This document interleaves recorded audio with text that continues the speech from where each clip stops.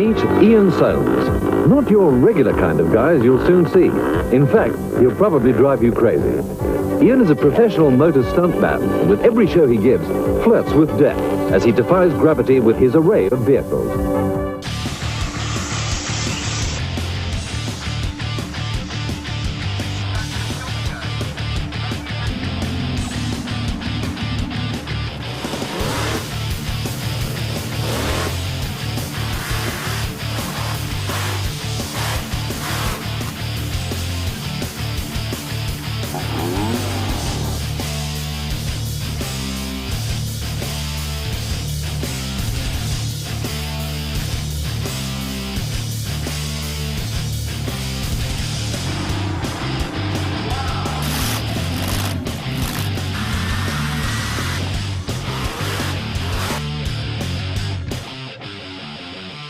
I had the three-wheeler, which I used to wheel stand as well, no hands, reverse gear and all this stuff. And I overheard a farmer talking.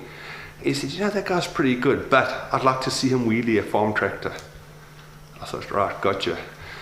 When I got back on Monday morning, phoned up Massey Ferguson and said, hey guys, if I can wheelie a farm tractor, I'll take it around to all the agriculture shows in South Africa, you get tons of publicity out of it, and you give me a tractor. They said, no, cool, don't think you'll be able to though. Anyway, after a few tries, got the tractor onto its back wheels. Eventually had my mate doing a handstand, climbing to the top of the ladder. I got a telex. In those days there weren't faxes and there weren't emails. It was a telex from Austria. Can you drive a tractor on its side? So I said, well, have not tried. They said, well, don't you want to give it a go? Because if you can do it, we'll guarantee you an invite to the London Royal Show. Anyway, had a few goes at it, got the tractor on its side.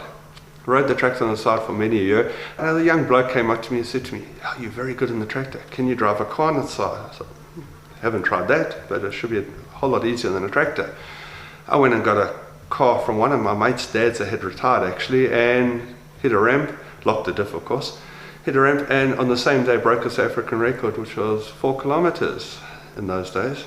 I went on in later years, early 90s, to do 43.2 kilometers.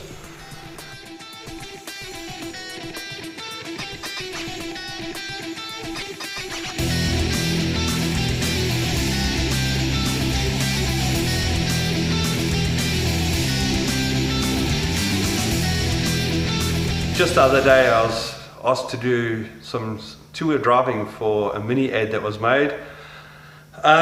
It's an international ad. You may have seen it or will see it depending when you watch this DVD. It's the one with the mini riding down the toll on 2 side wheels, a guy getting frustrated in the traffic, gets it up onto 2 wheels and goes through the motorcycle lane. Anyway, the difficult part about that was I had to drive a left-hand mini. I'm accustomed, like most people, in sitting on the low side. I had to drive a left-hand mini down the lane sitting on the high side. But it worked out pretty good. It was a lot of fun.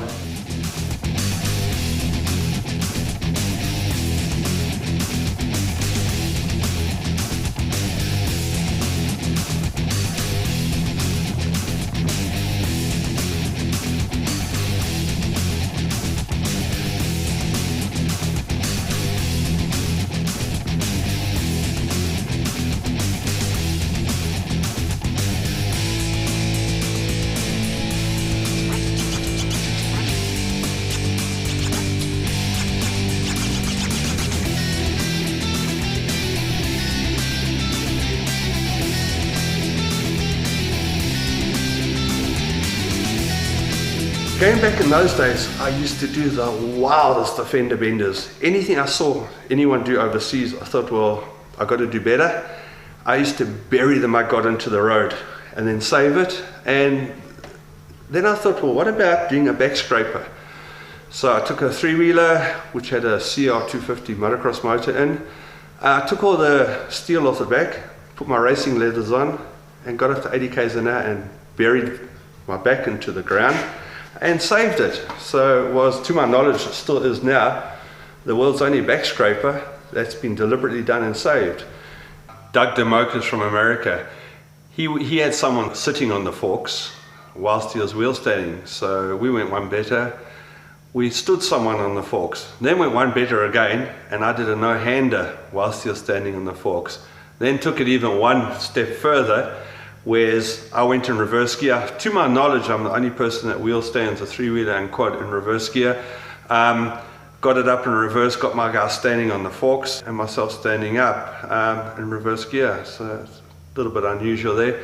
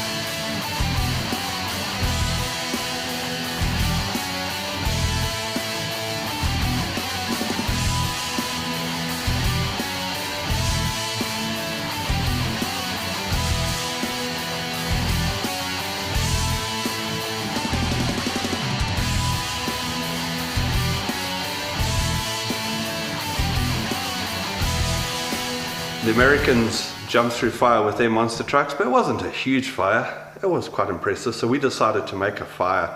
We took 50 litres of petrol, poured it over some wrecks. It turned into a bloody inferno, not a fire.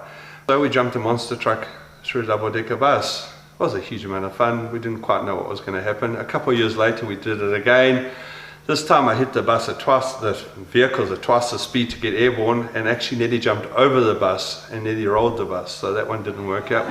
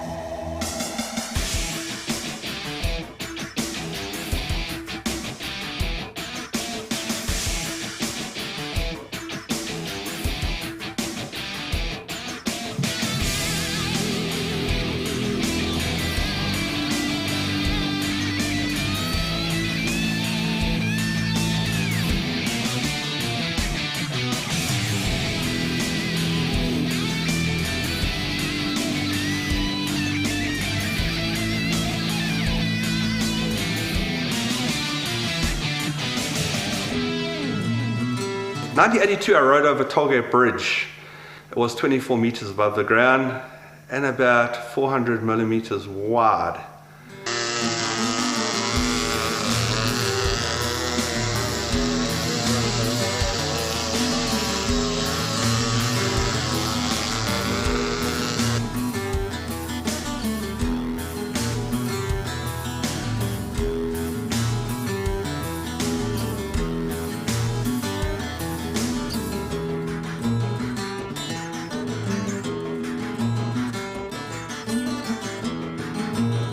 Anyway, having done all that, I left South Africa and headed off to Australia. There I toured for 2 years.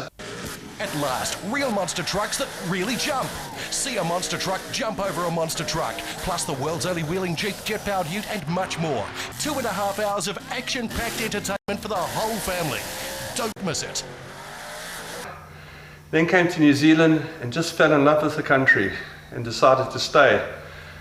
I toured the country for 2 years, then decided to open an adventure park where people could come experience it for themselves what it feels like to drive a monster truck. I also teach people to wheel stand motorbikes and how to drive cars on 2 wheels.